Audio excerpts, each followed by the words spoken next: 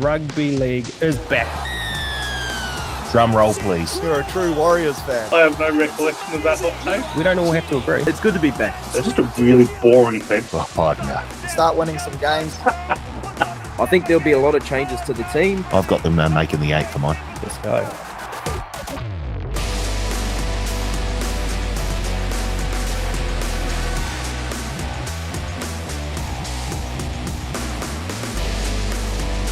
Hello, folks, and welcome back to the Advantage Line, TAB's Rugby League betting podcast. My name is Karl, joined in studio by my good mate, yet again, Paul Mawate. Paul, footy is back.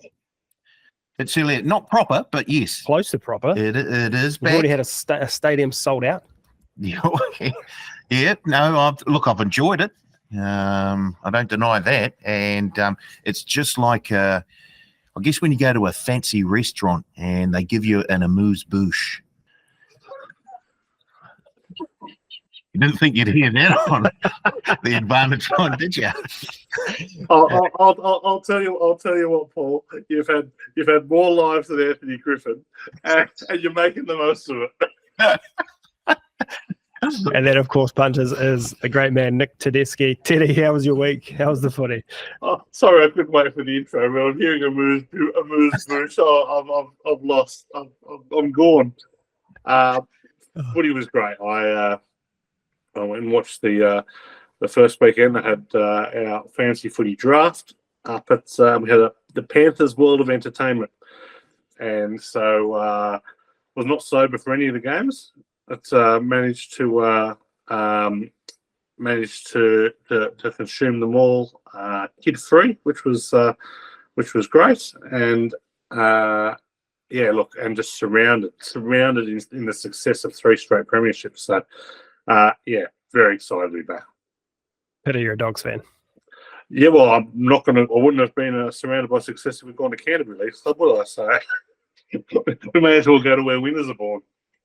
And to be fair, half of the Canterbury side have won premierships at Penrith, so we'll get more to the Canterbury side very shortly. Before we get to this week's divided opinion, fellas, I've got hot off the press. Last week's episode, because we did a double record previous week, we missed our good mates Blake and Surly and their brackets for the teams we covered in episode 2. So I've got them now. We'll go with Blake first. So we started with Manly last week. Blake's got Manly, Cowboys, Eels, and Bunnies. All 4 teams we started last week. 3 of them in the 5 to 8 bracket. Are you ready, fellas, for this? He has got the Eels in the 1 to 4 bracket. Ooh. Wow. If ever I've heard an argument for CTE being an issue in rugby league, it's Parramatta. It's Parramatta finishing in the top 4. Come on, Blake. Must have been after that Bronco he ran last week. Yeah. He was feeling a bit tired. Yeah, talking about preseason. Yeah, maybe we can touch on that shortly, Paul. And Surly had Manly in the 9 to 12. Cowboys 5 to 8, Eels 9 to 12, Bunnies 5 to 8. So pretty close with, I think, majority of what we all had there. Gee, hot take, Blake. Eels. He's crook. He's proper crook. Top 4. Yeah. And I've got theirs for this week too. So we'll, if I forget them, remind me, please. All right, divided opinion time. Quick one this week. I take it you both saw the ruckus between Adam Reynolds and Pat Carrigan. It was actually just down the road from me when I was in Brisbane last week. Fortitude Valley? Could have joined in, could have filmed it. Breaking news. Anyway, I'm not really sure what the question is here, to be honest, but Teddy, that apology press conference, what a load of crap. You only get a divided opinion on that one, Karl. Other than from those two and the rest of society, very well media trained at the Broncos. I think the media comms manager of the year will go to the Broncos because He kept them right on their talking points. All about nothing, to be honest. A bad look for the Broncos. 2 senior players fighting is not ideal. It would have been nice to see a little bit more authenticity and genuineness in the apology. But there was none of that. Like, I always had a great deal of respect for Adam Reynolds. I've got a great deal of respect for Patrick Carrigan. I thought Carrigan in particular was very, very poor in that press conference. So, yeah, disappointing. Disappointing behaviour on the night as well. I don't think it's going to go much further than this, but yeah. Does it affect the Broncos going forward? No, not at all. I don't. Drunken stupidity. I think if the only issue is Patrick Carrigan's drinking a problem? Is he out of control and being a complete pest on the drink, a la Paul Mawadi? You beat me to it. but if he's not, yes, that's no problem there. I don't think Adam Reynolds did. To be honest, I don't think Adam Reynolds did anything wrong in the whole situation. So other than being in that situation, so no issues there. Right, now that we've got the cheap shots out of the way, my faith in the NRL has been restored after we finally had something happen off the field in the preseason. I'm very, very how I was concerned that the world was tilting off its axis because nothing had happened untoward until this. So I'm happy that it happened as well, and I'm happy for Broncos fans because I think it shows. The Broncos, even though they made it to the grand final last year and were, 20 minutes away from picking up another championship, a premiership, I think it shows that the players and the senior players are still on their toes. They're looking forward to the season coming up, and I don't mind a little bit of biff between teammates. It was a bit of a storm in a teacup, to be fair. There wasn't much of a do going on, but I like the fact that those two boys, they had a disagreement about something and they needed to sort it out, and they've sorted it out. And I think it's a good omen for the Broncos this season. Bring back the best. Paul Mawadi signs off in style. Wasn't expecting that. All right. Good stuff. There was some preseason footy played last week. But before we do that, I do want to get you a quick roundup, Paul. For everyone listening, keep an eye on our socials in the coming days. Old mate next to me was one of 5, along with Blake. We got them to run a Bronco Teddy, a fitness test, to see how they sort of stack up against the fittest athletes in New Zealand. Paul, how was it? The last time I ran was 20 odd years ago, and that was from the law. So it wasn't the best from my point of view. There is a rumor going around though, Paul, that once upon a time you were the fastest man over 7 meters with a ticket in your hand to get into a tab machine. That's still true. If only I'd been slightly slower, I would have saved myself millions of dollars. Okay, good stuff. I'm looking forward to seeing that video. No.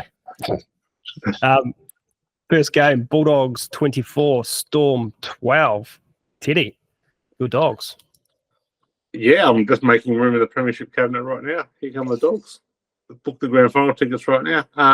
Look, there were positive and negatives there. The Dogs played a fairly strong side, and the Storm decidedly didn't, other than Ryan Pappenhausen. So, and a few other first graders, Remus Smith and Trent Leero probably down to the stars there. Great to the pat back. That was my kind of big take out of that. We've got a great try just on half time there with a little kick over the top. So just wonderful to see him back and not getting hurt and all that kind of stuff. So that's the main takeaway there. For the Dogs, their starters looked a bit clunky, but they were playing a bit more with the ball. So that was good to see. And I saw a little bit particularly Jamin Salmon, who was doing a bit more ball play in the middle, playing that kind of Isaiah Yo role, which was Canterbury were missing over the last few years. So that was positive to see. More exciting for Dogs fans though, or what they saw as some youngsters. So whether we see these guys this year or kind of going forward, Samuel Hughes will definitely see this year. Big bopper, absolutely outstanding up front. But Joash Papali, Joseph O'Neill, 2 young kids, going to be superstars. So I'm very excited to see them. Nice. The next one, Knights 44, Sharks 18. Paul, your take here? I'm concerned about the Sharks. Defensively, they were very, very poor in this match. 46 missed tackles, 22 ineffective tackles. They only had a 66% completion rate when they had the ball. That's not a good sign. And I know most of their stars weren't playing, but that's a sort of that's almost like a culture thing. And if that continues, obviously we've got this weekend. If there's no improvement showing, then I don't have we're going to get to the Sharks a bit later. I think they're going to drop down the table. Obviously not a wooden spooner, but that I didn't like what I saw on the weekend. There were some very weak attempts at defence, and that's where everything gets built from for an NRL championship team, premiership team. It's all around the defence first, and there was very little of that showing in that match against the Knights. Next one, the Chooks 36, Manly 22. Roosters rolled out close to their top team, and Manly, to their credit, had a team of second stringers almost. And they went with them for a long time. It took the Roosters a while to get going, and if it wasn't for a late 2 tries, I think in the last 5 minutes, it very much could have been 24-22 Roosters. So I guess congrats to Manly for showing something, perhaps. We talked last episode about their depth and that we would need to see their superstars sort of fire for them to have a shot. But I guess it's one game, but I was pretty impressed with Manly. Next one, Eels 16, Raiders 38. Paul.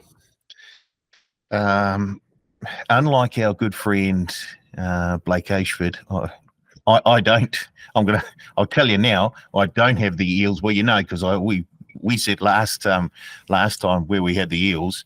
I've got them 9-12, and nothing has changed my. I guess the way I see the Eels going this season. Look, they got off to a very, very good start against the Raiders. And I think they'll just be outside the 8. They'll be around that 9 or 10 mark for mine. But I think the big thing to take out of that game is even though the Raiders won the game, I think they're going to struggle big time come the season. I'm still not sure they found a replacement for what's his name gone to the Bunnies? Jack Whiten. Weeks looked okay, but I think there's just too much to sort of make up in terms of the loss of White, and so I think that was just the Emperor's clothes is what we saw in terms of the Raiders' performance on the weekend. Charity Shield, Bunnies 28, Dragons 6. Teddy, you said you've got a hot take here. Well, I don't know how hot it is, but I'm coming in hot. One thing I took from this: if you're dumb, you're still going to be dumb. If you play dumb, you're going to keep playing dumb. And you know what? Shane Flanagan is no Albert Einstein, but he certainly hasn't been able to improve the intelligence of some of these idiots that are playing for the Dragons who he's going to rely on. Zach Lomax, Jack Bird, holy moly. I can't believe I had them as even slight improvers on last year. What are they doing? This was a full-strength Dragons team, or close to, against the South team that had many, many, many big names missing, including all their big playmakers. They were embarrassing. 28-6 South. It was humiliating for the Dragons, and I thought Shane Flanagan is going to get something out of these guys. Good luck to you, Shane. You're going to drive yourself mad. They say you can't make a silk purse out of a sow's ear, but Flanagan's going to give it a go. I agree with Teddy. He doesn't have a lot to work with, but I just think he's a premiership winning coach. He can change the culture there. He won't be able to do it in a season, but I still expect the Dragons to improve on what they did last season. So although it didn't look good against the Bunnies last weekend, I still give Flanagan Some hope. he's an upgrade from what they had, right? I think Teddy will agree with that. He is, but you can give Heston Blumenthal a big pile of cow manure. He's still not making it taste delicious. I don't care how good he is. So sorry, we're absolutely cast here. I was just Tyrrell Sloan, like some of the maddening decisions that went on in that game. Leave me out of them. Go on. I had a conversation with legal the other week saying we can push the limits, but I reckon we could be getting close, guys. I think that was Teddy's version of an amuse bouche. All right, Warriors 16, Tigers 18. I'm going to take this one, but I'll get you guys to sound off just in case I've got my Warriors bias on. Big takeaway: if you're a Tigers fan, you should be worried. They were not great at all. Other big takeaway: Roger Tuivasa-Sheck is still very good at rugby league. While he wasn't in his roaming role, he touched the ball plenty of times. I think he finished the game with the most run meters, and he didn't play for the last 20 minutes. Warriors lost Zion. I've forgotten his last name. Starts with an M. They lost Zion early to a red card, and still took it to the Tigers. More I think bad things to say about the Tigers. Not good from me, Paul. I enjoyed the performance by the Wars. As you say, they played 60 minutes of that game, a man down. 20 minutes, the last 20 minutes with their reserve grade side. And I'll tell you, now you talk about a lack of culture in some clubs. I'll tell you that there's a whole heap of culture at the Warriors right now. And Andrew Webster has done a fantastic job there. And from that trial performance, you'd have to be very, very confident about their chances this season. A lot of positives to take out. A lot of the young guys got to go, and they didn't look out of place, to be fair. Bunty R4 looks like he's gone back. So about 70 minutes, 65 minutes or something. He's gone back 4 or 5 years. He just looks as fit as a fiddle.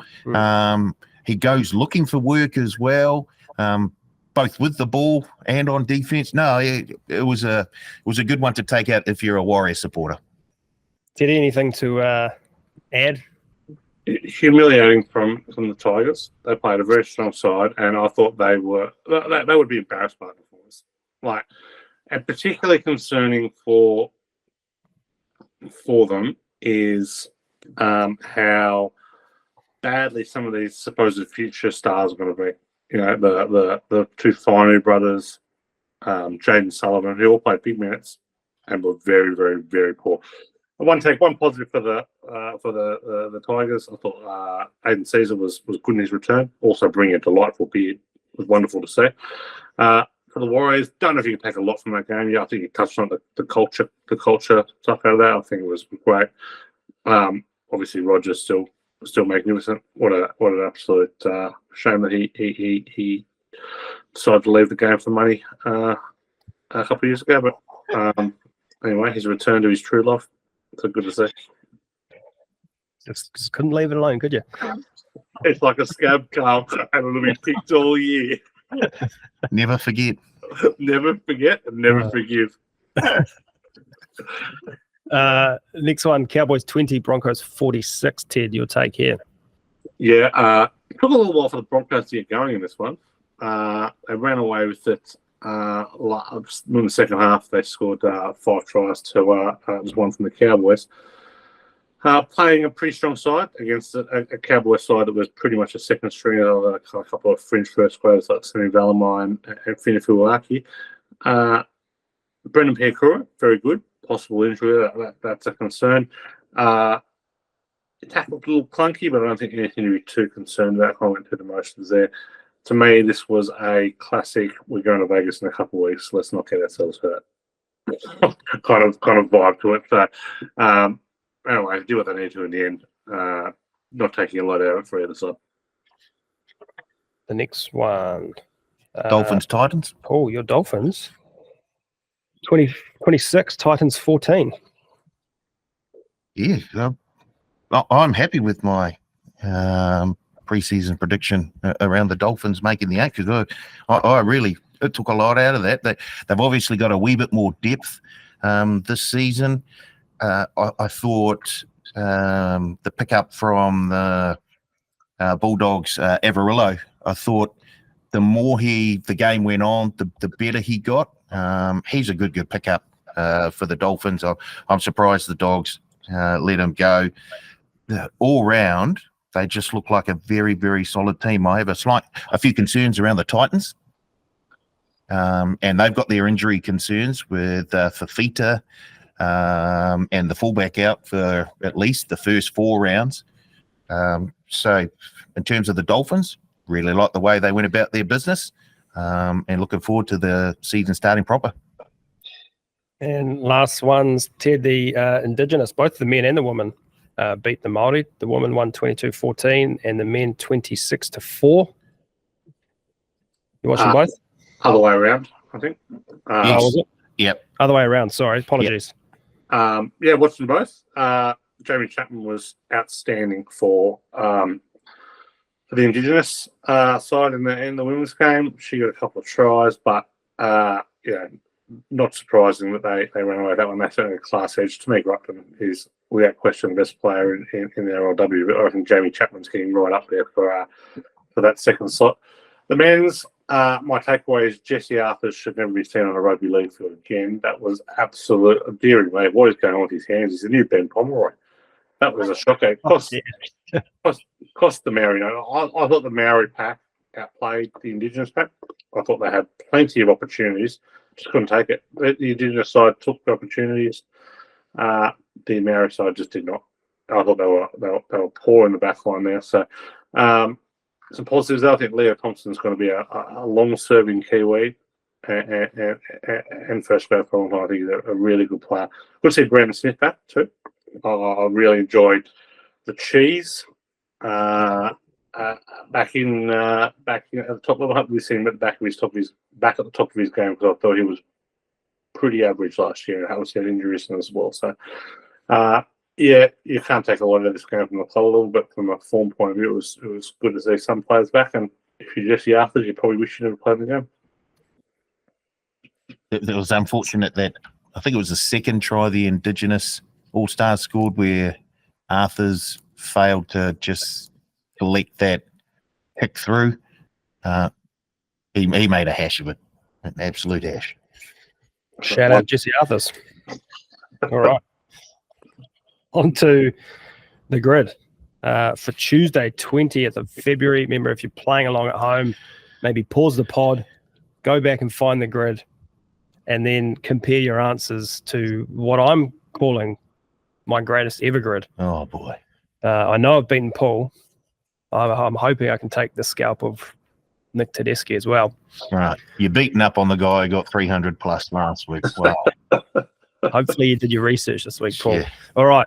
Across the top, we've got 100 plus games, no premierships. Ben Hunt, teammate, lost the grand final. Down the left, has played for the Broncos, played past the age of 30, has played for the Dragons. Teddy, we'll start with you. Top left, has played for the Broncos, has played 100 plus games, and has not won a premiership. Got a brain to kick off with. Englishman Jack Reed, 1.13 points. Nice. Very nice, Jack Reed. I'll go next. Ashton Sims, 1.83. Very nice. Did he? Paul, sorry. Darren Lockyer, Corey Park. I've gone for a Wellington boy, Jordan Kahu, at 1.23, and that's a brain. Hey, okay. Love it, Paul. We've started hot. All right, next one along, Ted. Ben Hunt, teammate, and has played for the Broncos. In my 5 favourite players of all time, came to the Bulldogs in 2009, David Stagg, 1.4. David Stagg. He was one of the great fantasy players for a long time. That's certainly a big part of why I love him so much. Tackling machine. I've gone, so I went Ashton Sims first. I've got his brother, Corbin Sims, 1.23. It gets better, I promise.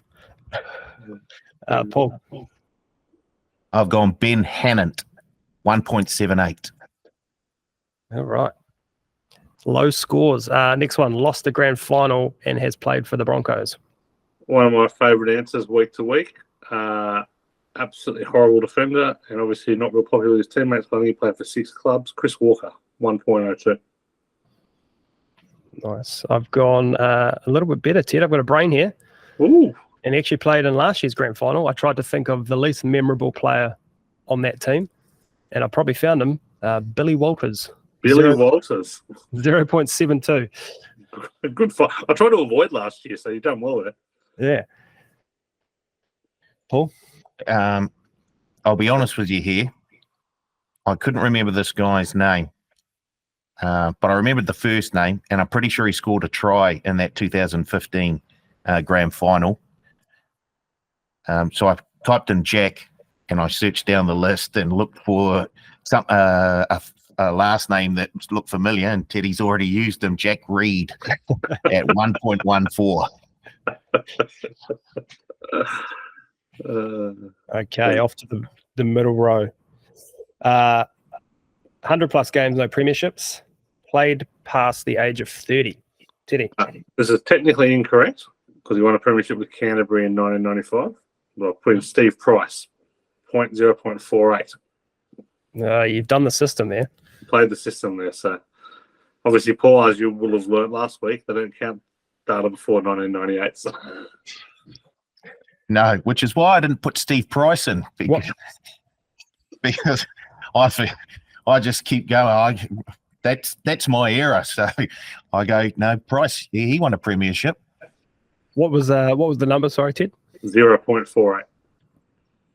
I'll do you better here. The little general, Stacey Jones, 0.39. Ooh, nice. You are hot today, Karl. Told you, mate. It's the best ever. Stacey Jones, Hey. 0.39. Up top. If you're looking for 100 plus games, no premierships, go through the Warriors score. Go back as far as you want. Just pick any player, just about any player. Oh, hey. Well, We're a sponsor of the Warriors, mate. You can't be be down on them like that. Look, we won't be able to do it after this season. Exactly. There we go. Next one, Ben Hunt teammate, played past the age of 30. This is my worst answer. Still playing. Aaron Woods, 2.94. Ooh. Also, my worst answer is not still playing. Sam Thaiday, 2.84. Ooh, you got me, I reckon. Not my worst answer. Sam Thaiday, 2.84. And I'll let you guys know I did my grid before Karl. So if there's any sort of skullduggery that's gone on, not from here. I don't think we've got any more the same. Next one, lost the grand final, played past the age of 30. Met this bloke last week again. Haven't seen him in a while. Brad Fittler, Bahrain, 0.29. Oh, jeepers. Wow. I'm going to go a little bit better than you, Ted. Oh, you're just firing. I've got a wizard. A wizard. I've also met this bloke. Arwen Goodenbeal, 0.26. Huge. I'll be honest, I was trying to rack my brain for the 2002 Warriors side, and I struggled big time. So you hold a distinct advantage when that can work out for you.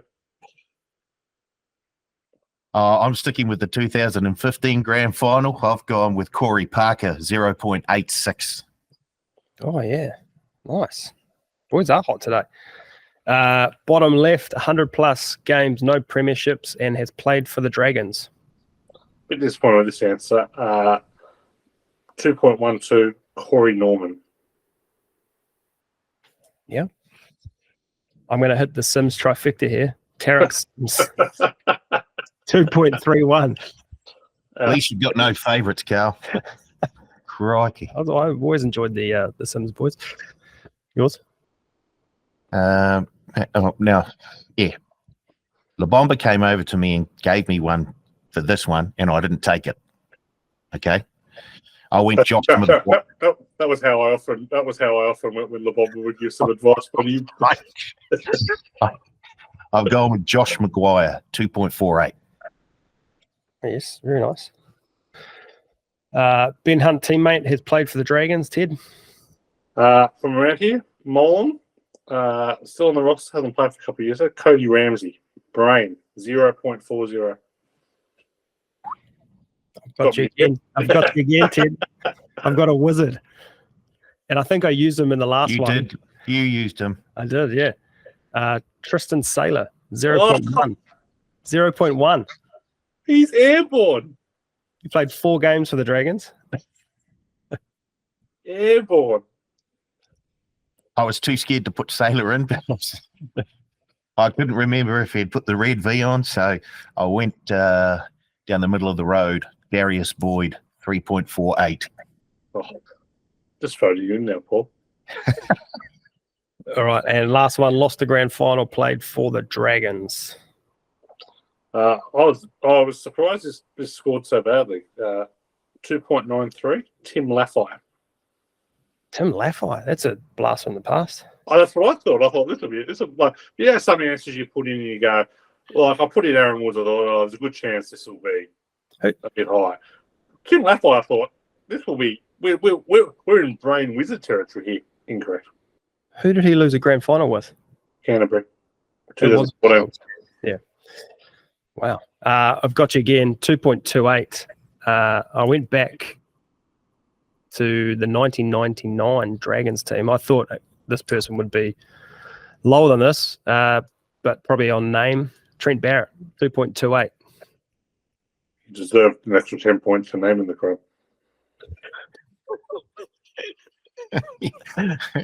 The unheard of Trent Barrett penalty in the NRL grid. Plus 150 points. I'll speak to the owner. Bring us home. Well, I was getting tired by now.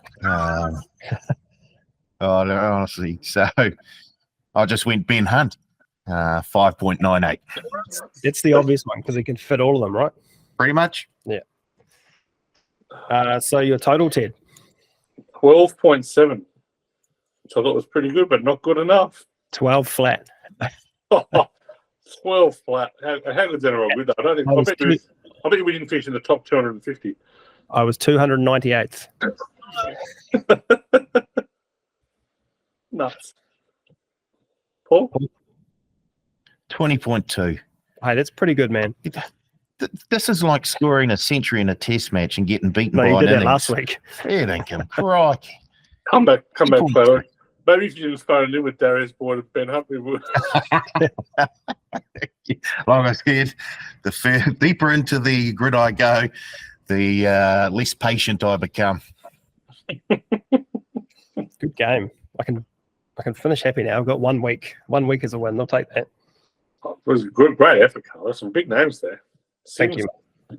The Sims. I challenge anyone to get the Sims trifecta in there in any grid apart from today's one. You'll do very well. I'm surely not possible. Okay. We'll call this the Sim City NRL grid. And that'll do us for NRL grid this week. All right, on to previewing the next 4 teams. We've got the Raiders, the Chooks, the Sharks, and the Knights today. We will start with the Raiders. This year, to make the top 8, they're paying $4.60. The top 4, $11. To make the grand final, $31. And to win the grand final, $51. Bookies give them no chance. Inns, Zach Hosking, Simi Sasagi, Morgan Smythes, KO Weeks. Sorry? Smithies. Smithers. Shout out Smithers. Outs, Jared Croker retired, Matt Frawley, Brad Schneider, Harley Smith Shields, Semi Valley Mike. Wow, I've bottomed that. LMA. Yeah, thank you. LMA. And Jack Whiten from Souths. Teddy, your thoughts on the Raiders this year?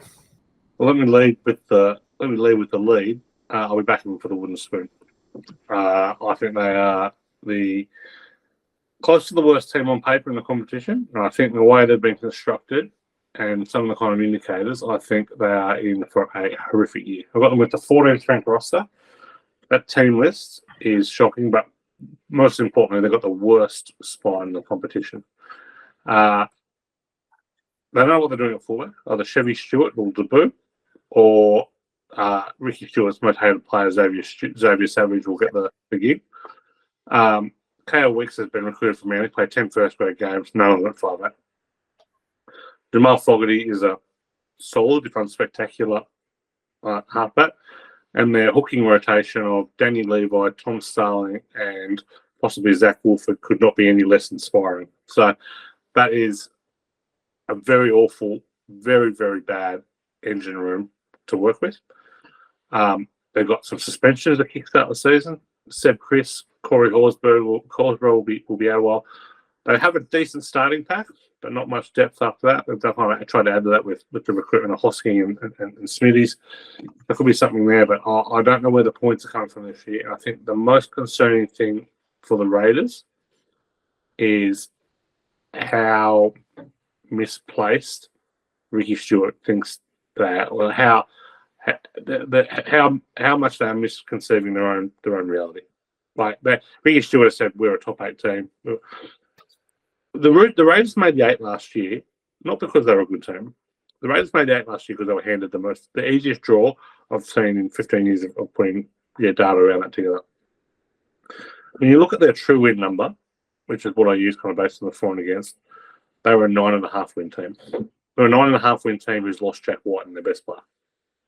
Like, they are in all sorts. So I've got them winning 6 games. I can see them win between 6 and 8 games. I think they are an ordinary side this year, and I don't think they're sitting that well in the nation's capital. But yeah, their misconception of themselves is a concern. I'm very low on the Raiders this year. I think they're a very bad side. I have to agree with them, Paul. You're saying Spoon as well? Are you saying Spoon? Is that what you're saying? I think I had them.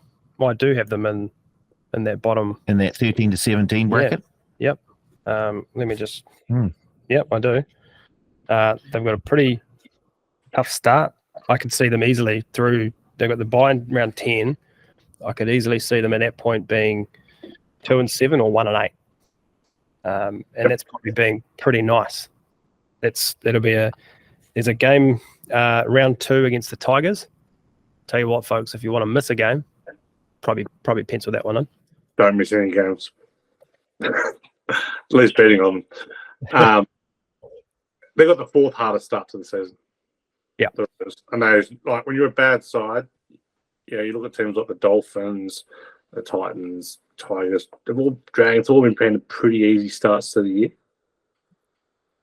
Raiders, brutal start. Yeah, brutal start. And four home games in that first 9 games too. Burning a lot. Paul, what are your thoughts on the Raiders? I've got them in the 13 to 17 bracket as well. And I'm with Teddy. I thought that they flattered to deceive last season, and they were lucky to sneak into the 8. I think they come crashing back down to earth there. I don't quite them having the wooden spoon, although it wouldn't totally surprise me if they did end up with it. Jack Wyden is a huge, huge loss. And although Jared Croker was, you could say he was past his sell-by date, he's a big 300 games is a lot. There's a big amount of experience that's lost when a player like that retires. So I agree with Teddy. The forward pack has a very, very has a good look about it. The spine, nothing to write home about. I'm not sure they're going to be able to score or create enough scoring opportunities to win those close games. So, I think for the Green Machine and for Canberra fans, this could be a very, very long season. Tough. All right. On to the next team. Oh, actually, sorry. Surly and Blake both have them in the bottom bracket as well. Next team, the Chooks, the Roosters. To make the top 8, $1.33. Top 4, $2.42. To make the grand final, $4.45. And win the grand final, $8.50. Spencer Lenu, big in from the Panthers. Lewis Murphy, Ethan Roberts, Blake Steep, Xavier Va'a, Alex Young, and Dominic Young from the Knights. Outs, there is a lot here. I'm not going to go through them all, but I'd say their ins are better than their outs. Teddy, your thoughts on the Chooks? Yeah, their recruitment has been spot on. They've absolutely banged it home with the Dominic Young signing, and Spencer adds a kind of level of dynamism off the bench, which I think will greatly improve that prop rotation. I'm betting on them. I'm betting on talent alone, if nothing else. But you're going to see in round one, there is a good chance that you are probably going to see, Angus Crichton, Egan Butcher, Sia Wong, Sandon Smith, Billy Smith all starting reserve. Like that is the side. Like their side from beginning to end is top notch. I absolutely love their pack. I think we're going to see a better year from Brandon Smith. I think the two issues that they're going to have to deal with, that Trent's going to have to deal with, is keeping Luke here on a pretty short leash. If he starts the year badly, I think they've got to bite the bullet and go Mano or Favo and just kind of be all in, because they've got to be all in this year, I think, or all in the next couple of years. So, and how Tedesco plays has really impacted their attack. They went 15th in scoring last year. A team with that much talent should not rank 15th in scoring. This is a team that struggled to get the ball, clean ball to their outside backs, because Teddy kept trying to bust through the line and then pass afterwards. He's lost a step. He's a great player. No knock on him. He's one of my favourite all-time players, Teddy. But he has to adapt with times, and move and go. He's going to be moving to a strictly ball-playing role now. And he's certainly got the ability to do it. So I'd like to see him do that. I think I'm happy to back their coaching. I think Trent is exceptionally smart. I don't think he's had the best last couple of years. But they've had no injury luck last year, the Roosters. None at all. So I think with a decent run of injury luck, I think this is a team that is the most likely challenge of the Panthers. I think they're the best value for the premiership. I'm keen on them to do well in the regular season, but with a tough draw, makes it all easily. But I'm expecting a big September from them. So I don't think we're doing bets yet. Is that right, Karl? But Not yet. Well, not officially, but you can throw some out if you like. I'll be on them to make the grand final. I think that's the best bet around the Roosters. I think they're a top 4 team, but I think them to make the grand final is a very good bet. $4.45. Paul, I agree again with Teddy. I think I'm big on the Roosters this year. I think they're the squad, their depth is unreal. The sort of guys running from 18 to 26 will probably get a start in most other teams. Probably tip up a few of the Dogs and Tigers players for their contracts. I love Dom Young. I love him for top try scorer for the year. I think he's second in the market behind Dallin with 10 years. Did a neck injury on the weekend. I was just going to say that he injured himself too. So keep an eye on that. But yeah, I love the Roosters. Love the Warriors too. Love the Roosters this year. Focus on the Roosters. Focus. Sorry, I've got them in the top 4 my bracket. I don't. I have them making the 8 again. I've got them in that 5 to 8. Look, I love I guess the players that they picked up. Spencer Leniu, I think, is a fantastic buy for the Roosters. He'll give that pack another just a bit of go forward impetus. Love it, and I think that Brandon Smith will play off the back of that. And if Brandon plays similar to how he played in the Indigenous Māori All-Stars game, then there are very, very good signs for the Roosters. But as Teddy said, I just think Tedesco is, just another half pace slower than he used to be. Just doesn't quite have that that dynamic sort of step or speed over that first sort of 5 or 6 steps. And so he's got to do. He's And look, no, he ran for 200 meters Yeah. against on the weekend. sure, he isn't all of a sudden become a bad player, but I think he does have to refine his game, much like Sean Johnson did at the Warriors last season. Change how he plays to suit the sort of skills that he has now. If he can do that, then they'll probably finish top 4. But at the moment, I've got them in the 5 to 8 bracket. I think it's fair to say that both Roosters Teddy and Advantage Line Teddy need to be a little bit more disciplined this year. You've got too many suspension fees hanging over your head, Teddy.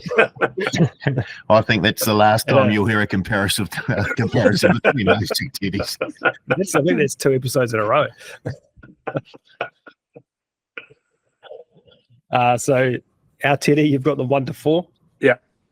I'm 1 to 4, and you're 5 to 8. Yep, 5 to 8. Okay. Surly is 1 to 4, and Blake 1 to 4 as well. So Blake's not completely Crazy. The Eels. Tough. Next one. Sharkies. To make the top 8, $1.67, top 4, $3.50, the grand final, $8.50, and to win the grand final, $19. Ins, Billy Burns, Michael Gabriel, and that's it. Outs, Wade Graham, retired, Matt Nicovalu, Matt Moylan, Connor Tracy. There's not a lot happening in terms of ins and outs for the Sharks, Ted. How do you see Cronulla going this year? There is no team I'm keener on this year to make the top 8. Spoiler alert, my best bet of the year at a much better price than what's currently being offered, but this is still a great bet, is the Sharks to make the top 8. They are an outstanding bet, and whether they're a great team or not, I'm not saying that. I'm not betting on them to win the premiership. They have been handed the Raiders draw from last year. Their draw is so easy. But I'll put it in perspective. Cronulla played teams with a combined 266 wins from last year. The team with the second easiest draw plays 280. It's a gap of 14. The gap between second and the hardest draw is 17. They almost have twice as easy a draw as the second team. So, it is unbelievable what a gift they've been given. I quite like the continuity. I like that there hasn't been a huge amount of turnover. I don't think there's a huge amount of upside to the Sharks, but I think they're going to win plenty of games. But what they do is they beat bad teams and they lose to good teams. And this year they're playing a whole lot of bad teams and not that many good teams. So I absolutely love the Sharks this year. I won't be on them at all for the premiership, but to make the 8, to make the 4, I'm not sure if Tab ends up being over under season wins, but I'll be on over that. It's just you want to be all over the Sharks this year, which is going to stand in stark contrast to, I believe, what you're about to hear from Paul Mawadi. Go for it, Paul. I got them just outside the 8, the Sharks. And look, I agree with Teddy. That's a fairly easy draw that they've not game one. Not game one. No. So they'll get off They'll to be a poor 0-1. start. Yeah. No. Look, I look at the Sharks, and to a certain extent, I agree slightly with Teddy that they are a wee bit of a flat track bully. I think where they can put points on poor teams and then get found out against the good teams. Look, I think there's a stretch there where they're going to struggle, where they've got the Storm, the Roosters, the Panthers, the Eels, the Broncos, back to back, and then the Dolphins. I think they could get the stuffing knocked out of them. Look, if they finished in the 8, it's not like a complete surprise. I just think there's enough going on there for them to fall just outside the 8. So, I had them in the 9 to 12 bracket. Plenty of talent across the park. Nico Hines, if he can get anywhere close to Dally M contention again. They've got a lot of experience. I'm not high nor low on the Sharks, I don't think. I've got them in the 8, I think. I do. I've got them in the 8, 5 to 8. Yeah. Interesting to see that the draw. I hadn't taken note of how easy the draw is. It is a very cushy start. Cushy start, cushy middle. They'll set their season up pretty easy. Absolute certainty. My bet of the year. Kind of at the top 8. That's thanks, Paul. Bet of the year. Yeah, another hot take. Oh, Well, boy. I hope we can come back to this one. I'll tell you what, punters. I'll give you a freebie, and we'll probably get to this next week. Well, we will get to this next week, but we've actually got the NRL Futures Multi-Builder is open. TV. So you could multi up your ladder, essentially. If you like the Sharks to make the 8, add them into the Roosters to make top 4, someone to win the grand final. We'll recommend one. We'll recommend 3 by the end of the year. A Teddy special against a Moati to miss special. I think we already know the bulk of Teddy's NRL futures builder. It'll be Roosters to make the grand final, Sharks to make the 8, and he might throw another 1 or 2 in. Fins? No, well, we've been on the same page a lot, Paul, so it's nice. We have for a while. Yep, for quite a few things. I can't wait to see Blake's one. Eels top 4. Well, I've gone 1 to 4. Karl's gone 5 to 8, and Paul's gone 9 to 12. Of course, so this is probably the first time we've been in 3 different brackets. So if we can get to a 4th with Blake, it'll be incredible. I'll tell you where Blake's at. I get the feeling not. Sharkies, he is aligning with Paul. 9 to 12. Must have been a bad departure for the great room. Still holding a grudge. And sorry, Blake, this is tough. And Sterling's got them 5 to 8. The best people to slam are the ones who aren't here to defend themselves. I've always found. We love you, Blake. I'm going to make every effort to be here every episode because there's no way I'm letting you two here by yourselves. Yeah, if I'm not here, we're not doing the pod, guys. Sorry. All right, the last team to preview this week, the Knights, to make the 8, $1.90, to make the 4, $4.60, to make the grand final, $12, and to win the grand final, $23.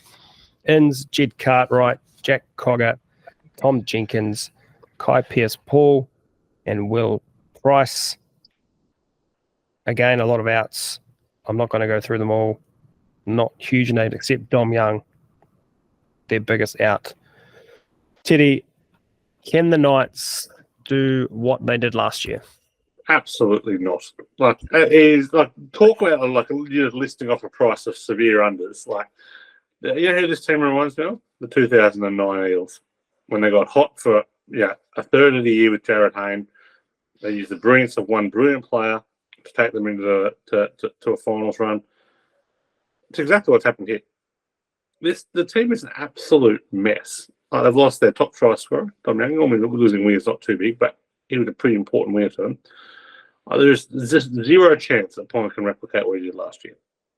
Even if Ponga has an exceptional season, there is zero chance he can. Like the way he played last year was probably in the top 4 or 5 runs of 10 games I've ever seen in my life. Like he was brilliant.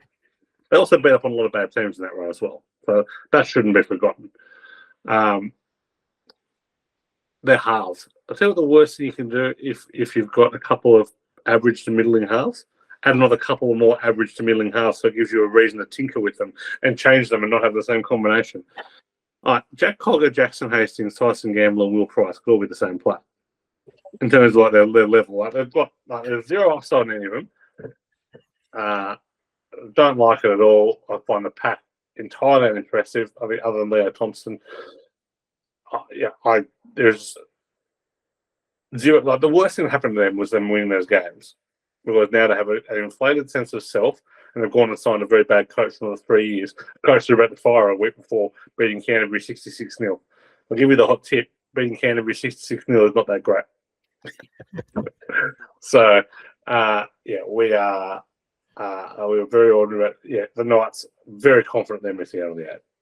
$1.77 to miss the 8. Yeah, could that be the bet of the year? Not the bet of the year. It's pretty close. It's pretty close after the Sharkies. Like it's right up there. Like they're 100% my team to drop out. Like there's just no upside in them.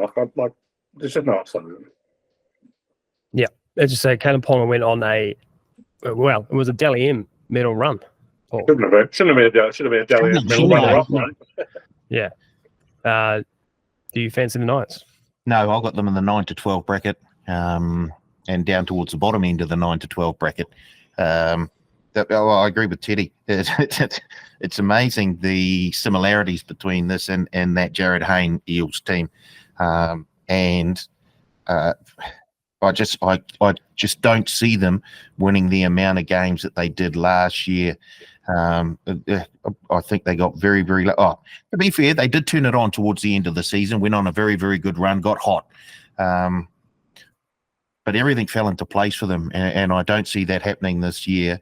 They've got a fairly tough start. They've got the Raiders, Cowboys, Storm, Wars in the first 4 rounds. I just can't see them winning enough. I think Kalen Ponga probably falls back slightly on the form that he showed last year, and that's gonna. The halves is the big problem, as Teddy said. It's a huge, huge problem there. Jackson Hastings was average at best last season, and I haven't seen anything so far in the preseason. Or I haven't seen anything to suggest that we're going to see a better Jackson Hastings this year. So if you're hanging your title hopes on the likes of Cogger and Hastings in the halves, I think you're in big, big trouble. So, yep, I'm with Teddy here. Do you know what you don't see, Paul? You know what you don't see? 28-year-olds who have had near a decade of playing average to mediocre football all of a sudden become really good. Doesn't happen. Can I throw a name to you now? Yeah. Dallin Watson-Zelezniak. He did come on with a pretty high rap and started his career at Penrith pretty well. He just had a downturn. Like Jackson Hastings he's never had a good season. Like Jackson Hastings is fine for what he is. Like he's not one of the 17 best halfbacks in the world.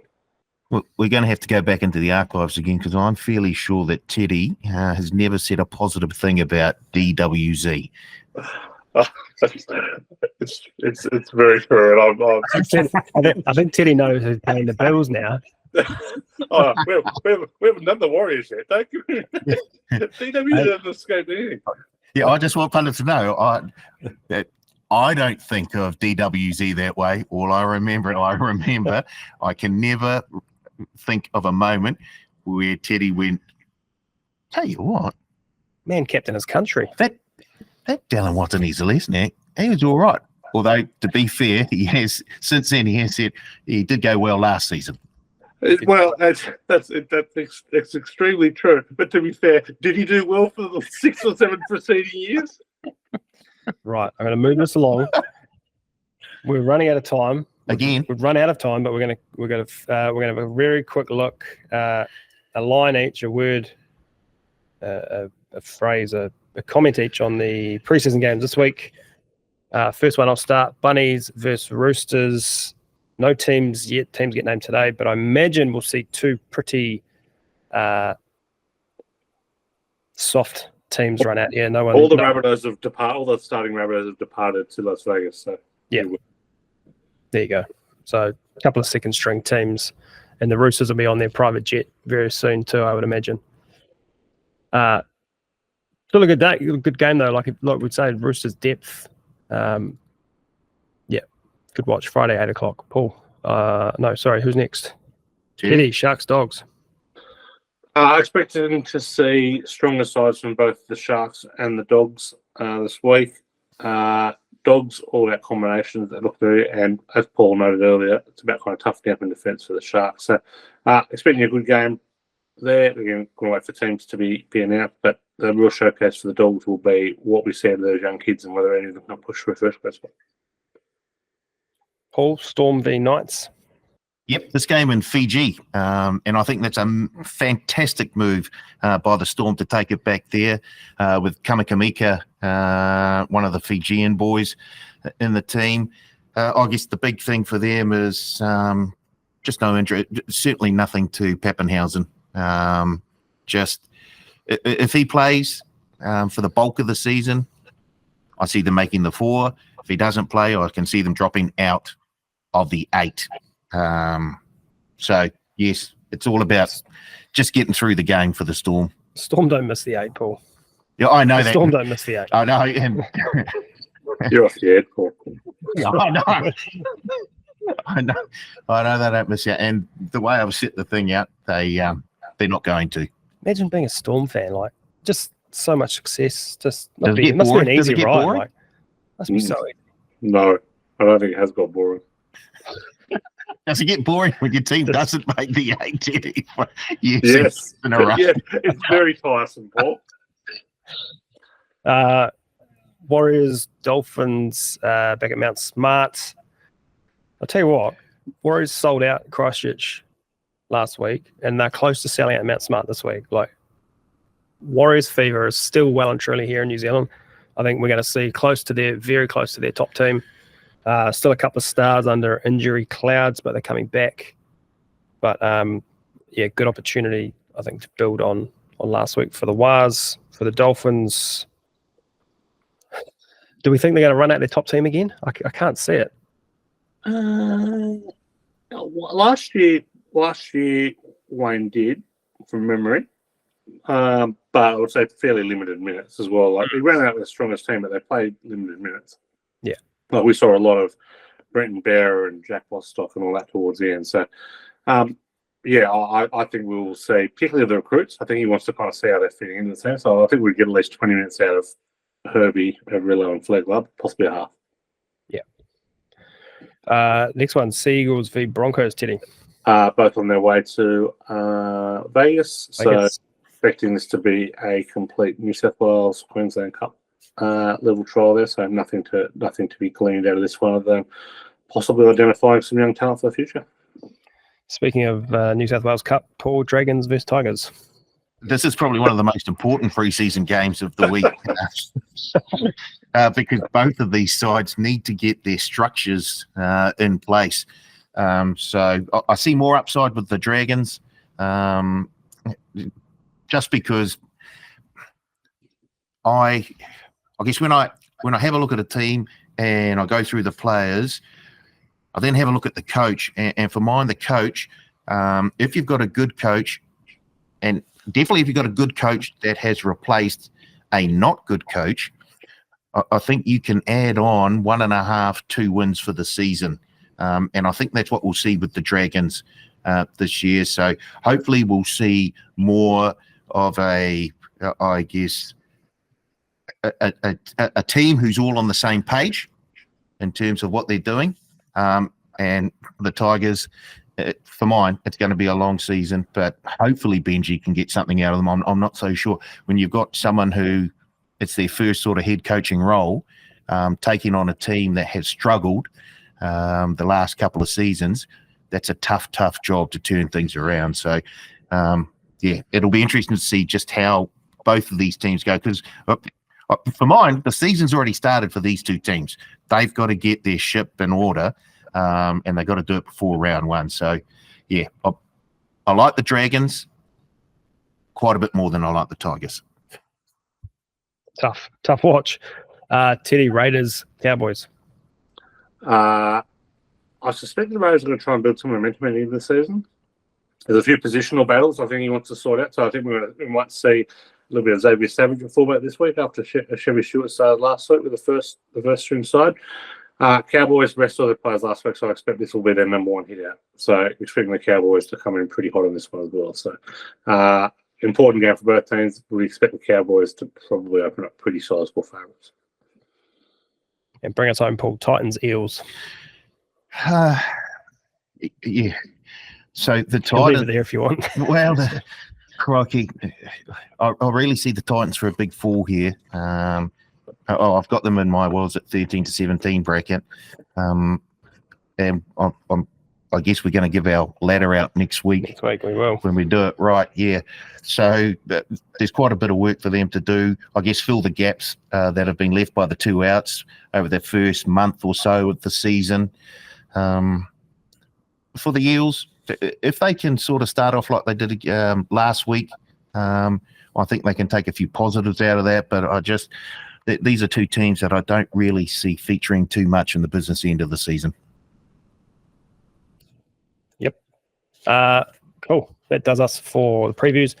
Before we go, Paul, are we ready to announce the tipping comp or not yet? There will be a tipping comp, and I think we'll announce it next week with the thing. But there'll be some bonus bet prizes at the end of the season for punters who want to jump in there. I'm looking forward to it. NRL comp for the Advantage line, and there'll be a link in the Punters Lounge, the TAB website, next time we speak in week four of the preseason. What about bonus bets available for talent as well? I'd like to think. Shut up, Teddy.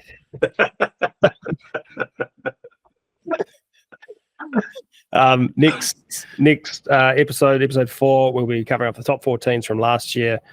Have your ladders ready, fellas. I don't want brackets next time. I want full ladders. Specificity. We're hoping to have both Blake and Surly on the show too. Could be wild with 5 people trying to talk over top of each other. We're going to do some betting, season betting, and then we're going to talk about the first couple of games in Vegas too. So we'll have some pretend cash to throw around for that as well. Yeah, good. Teddy, thank you very much for joining us. Pleasure as always, guys. I'll see you next week. Paul, always a pleasure. Grog, it's 5 of us next week. Gee, it's going to be like the Caxton pub on a State of Origin night. I think the Caxton's got more appeal than the Advantage line, but we'll see. All right, punters, thank you for listening, and we'll see you next time on the Advantage line.